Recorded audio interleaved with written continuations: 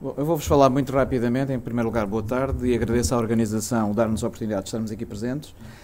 Como penso que a maioria, provavelmente não a totalidade dos presentes, saberá, a Universidade de Lisboa, na sua configuração atual, tem 4 meses. O que significa que o código genético daquilo que eu vou apresentar resulta, obviamente, de décadas de trabalho realizado na antiga Universidade de Lisboa e na antiga Universidade Técnica de Lisboa. Nós temos, obviamente, em primeiro lugar, desenhamos a construção desta nova universidade olhando para a importância estratégica das políticas de apoio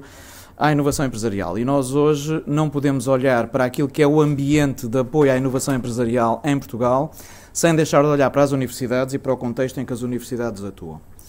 Há um conjunto de questões que se colocam hoje em termos das assimetrias regionais.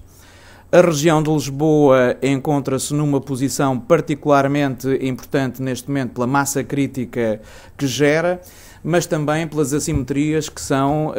enfim, de alguma forma decididas em momentos diferentes pelas políticas públicas que nem sempre têm uma consistência e uma consistência, que eu diria, razoável para o apoio a estas atividades. E, portanto, nós encontramos neste momento num posicionamento estratégico em termos da região de Lisboa em que esta universidade se coloca, que é particularmente interessante e particularmente difícil. Estes são os mapas, enfim, da evolução daquilo que têm sido os scoreboards de inovação no quadro europeu. Como facilmente verificam, a região de Lisboa é neste momento a única considerada Innovation Leader a sul do eixo Lyon-Viena. E isso dá-nos uma particular responsabilidade, mas também nos coloca um conjunto de desafios. Este é um dos argumentos que, aliás, hoje, na construção de políticas públicas, recorrentemente utilizado por decisores no sentido de excluir a região de Lisboa de alguns apoios em que outras universidades e outros centros de investigação no país são, neste momento, bafejados com novos fundos comunitários.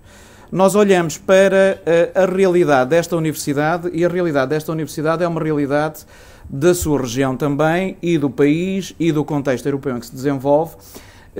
Eu gostaria apenas de chamar aqui a atenção para a importância que assume hoje no desenvolvimento sustentado a nível europeu dos centros de inovação e de empreendedorismo a posição da região capital em cada um destes países. Enfim, aliás, se virem neste gráfico, vêem isso claramente em cada um dos Estados-membros da União Europeia. Numa análise estratégica feita também relativamente àquilo que são as mais-valias de cada uma das regiões e de cada um dos polos de atração de investimento, verificamos que, seja qual for o parâmetro utilizado, em Portugal e em qualquer uma dessas regiões, há 2 aspectos que resultam dos pontos fracos, eu diria, de intervenção nas áreas de inovação e de empreendedorismo. São estes 2, a copublicação entre público e privado por 1 milhão de habitantes e as patentes por 1.000 milhões de euros de PNB regional quando analisados. Enfim, os gráficos são conhecidos, são basicamente esta extrapolação para verem de uma forma gráfica como nós nos temos de alguma forma afastado daquilo que seria uma normalidade ou uma mediana europeia que todos nós, obviamente, queremos atingir de uma forma relativamente sustentada. Portanto, quando olhamos para a Universidade de Lisboa no contexto da ideia empresarial, temos de ter este ambiente externo bem presente. Este ambiente externo é, aliás, condicionante de um conjunto de decisões que nos colocam claramente, enfim, com um eixo estratégico mais virado para fora do país do que propriamente para dentro do país.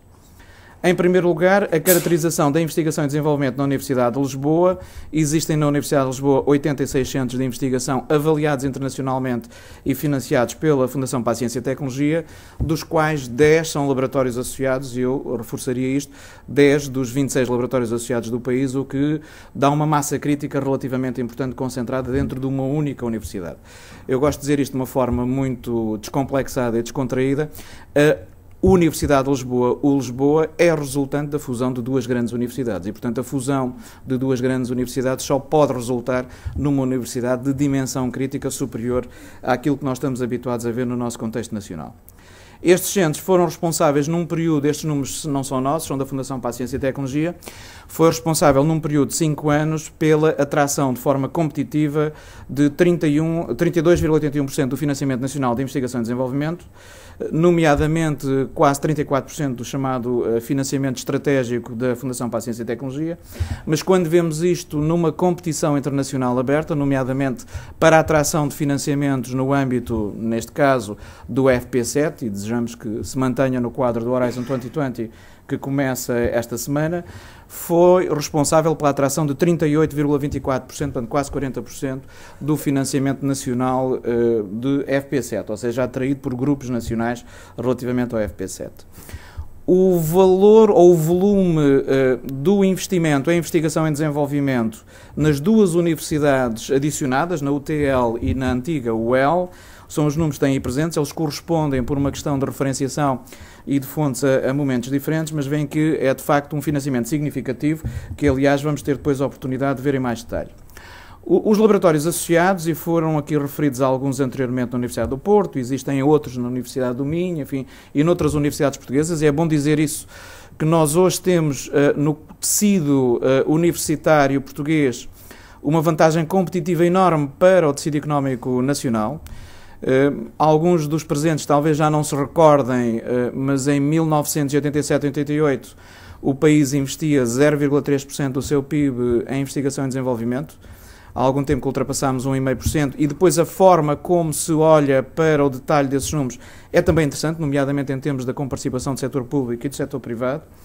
Mas eu diria que os nossos flagship, digamos assim, em termos de investigação e desenvolvimento, dentro daqueles 86 centros, são estes os de maiores dimensões e, como veem, são áreas muito diversificadas. Eu não tenho tempo, obviamente, para correr todas as áreas, seria, enfim, muito longo e levaria bem mais do que a tarde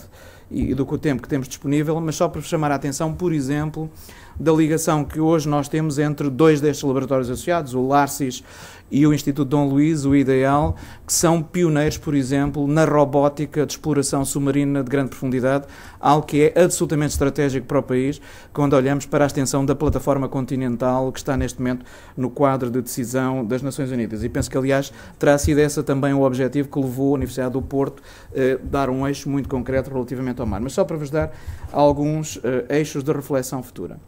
Os números relativamente às duas universidades, quando as desagregávamos, eram relativamente estes. À vossa esquerda tem o quadro em milhões de euros, portanto em volume de euros. À vossa direita tem a percentagem relativamente àquilo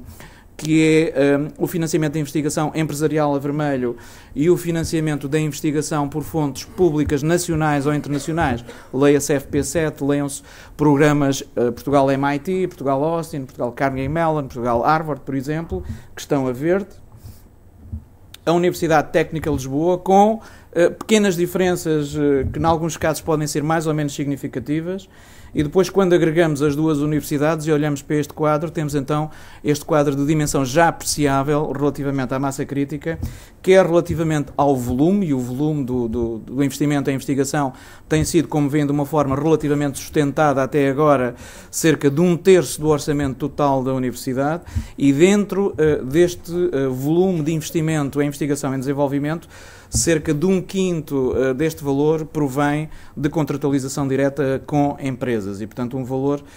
que, obviamente, nós gostaríamos que fosse mais elevado, mas que já é significativo naquilo que é a tradição do tecido empresarial português. Eu não vos vou amassar com um conjunto de casos. Esta apresentação, aliás, foi preparada recentemente para uma iniciativa que a Secretaria de Estado da Ciência e o Governo preparou sobre a visibilidade das universidades na investigação e desenvolvimento empresarial. Sei que, pelo menos, a Universidade do Minho também esteve envolvida nisso, e a Universidade do Porto, e terão estado outras também. Nós, nesse quadro, identificámos também uma coisa que é uma matriz muito própria desta universidade, que é o facto de ser uma universidade pouco centralizada, o que significa que as escolas, muitas escolas, têm estruturas de transferência de tecnologia, têm estruturas empresariais, enfim. Só para vos dar um exemplo, o Instituto de Medicina Molecular, que gravita à volta da Faculdade de Medicina, mas não é dependente do ponto de vista orgânico e do ponto de vista jurídico da Faculdade de Medicina, porque é uma instituição de direito privado, tem ele próprio um gabinete de transferência de tecnologia muito ativo e que, aliás, deu origem já, nos últimos anos, a duas startups de muito sucesso, aliás, uma das quais a olhar neste momento para a transferência para o First in Man relativamente a novas tecnologias. Mas estas escolas, todas elas têm várias experiências, não vou ter tempo de focar todas as experiências, mas apenas chamar-vos a atenção para algumas das empresas que têm resultado desta iniciativa. Algumas são bem conhecidas. Neste quadro encontram-se um conjunto de empresas que estão associadas a centros de investigação que se encontravam na antiga Universidade de Lisboa, dita Universidade Clássica de Lisboa. E neste outro slide, enfim, como sabem, nós temos dentro da Universidade uma escola que, pela sua dimensão, ocupa cerca de 25% da Universidade, que é o Instituto Superior Técnico, que tem um conjunto de mais-valias nestas áreas e que são, obviamente, visíveis quando se olhamos para o mecanismo de spin-off a partir do IST, enfim, com um conjunto de empresas, nem todas participadas exclusivamente pela Universidade de Lisboa, pelo IST, só para vos dar um exemplo, a PETSIS, por exemplo, que aparece aí, é também participada não só pelo Instituto Superior Técnico, mas também pela Universidade de Lisboa e pela Faculdade de Ciências e também pela Universidade de Coimbra, enfim, e outras parcerias que estão estabelecidas a nível nacional. A resultante final, um exemplo aqui só para vos pontuar também, de um exit que toda a gente fala, enfim, é um dos exemplos, nós gostaríamos de ter mais exemplos destes, infelizmente em Portugal este tipo de exemplos são ainda muito raros, de um exit a partir do cluster do IST, da Chip Idea, como se recordam, foi na altura vendida por 147 milhões de dólares. Talvez para ilustrar, estes são números de 2012, a faturação e o número de colaboradores envolvidos em empresas que foram startups ou spin-offs que saíram deste ambiente empresarial no quadro das escolas que hoje incorporam a Universidade de Lisboa, e estão apenas aqui alguns exemplos, quer em termos de volume de faturação e número de colaboradores, há muitos outros exemplos, estes são de facto alguns dos mais significativos, só para identificar alguns casos. Como é que a Universidade de Lisboa, com estes 4 meses de vida, se organiza relativamente a esta área? Como facilmente imaginam, nós tivemos um primeiro trabalho durante o verão, não houve verão para ninguém, como é óbvio este ano, nem haverá nos próximos anos, mas mesmo durante o próprio verão, em que tivemos que agregar 2 estruturas centrais de 2 reitorias, que obviamente tivemos que, enfim, racionalizar, para utilizar uma expressão em voga, racionalizar alguns meios e recursos e também aproveitar a oportunidade para os otimizar. E é nesse sentido que, na reorganização dos serviços centrais, nós constituímos este gabinete de projetos, empreendedorismo e transferência de conhecimento, em que, ao contrário da lógica que foi seguida na visão que tiveram anteriormente da Universidade do Porto, nós tivemos aqui uma lógica federadora de áreas diferenciadas, mas que são complementares, nomeadamente a organização e a projeção externa na organização de projetos, quer grandes projetos internacionais, quer projetos com impacto empresarial, com a área do empreendedorismo e da transferência de conhecimento a nível central, por uma razão que é fácil de perceber, é que por baixo desta estrutura e por trás desta estrutura existem mais de uma dezena de estruturas semelhantes em grandes escolas dentro da própria Universidade de Lisboa, e, portanto, esta é uma estrutura federadora daquilo que já existe e que é a tradição de mais de 100 anos, no caso de algumas escolas, de se organizarem, de facto, autonomamente. E, portanto, só para terminar no último slide, a nossa mensagem fundamental tem sido esta, que aliás está ainda na aula magna, bem visível na reitoria, de Lisboa para o mundo, porque nós, de facto, aliás, no reforço daquilo que disse o professor Carlos Brito anteriormente,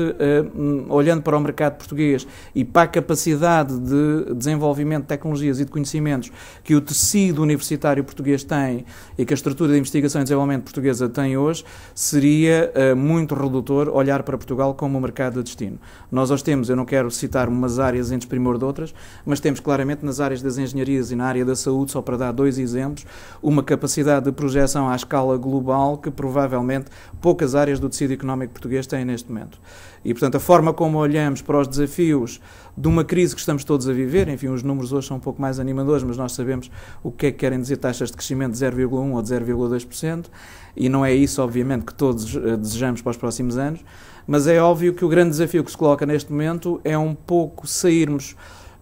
de uma situação tradicional em que nos encontrávamos com mecanismos tradicionais de financiamento da investigação e apostarmos de uma forma decisiva, determinada e sem retorno em parcerias, nomeadamente com o tecido empresarial e com fontes de financiamento em Portugal, mas fundamentalmente com parcerias globais e parcerias internacionais, e estamos neste momento a fazer o trabalho nesse sentido. Penso que depois, na altura, teremos oportunidade de debater alguns destes pontos. Eu ficaria por aqui. Obrigado.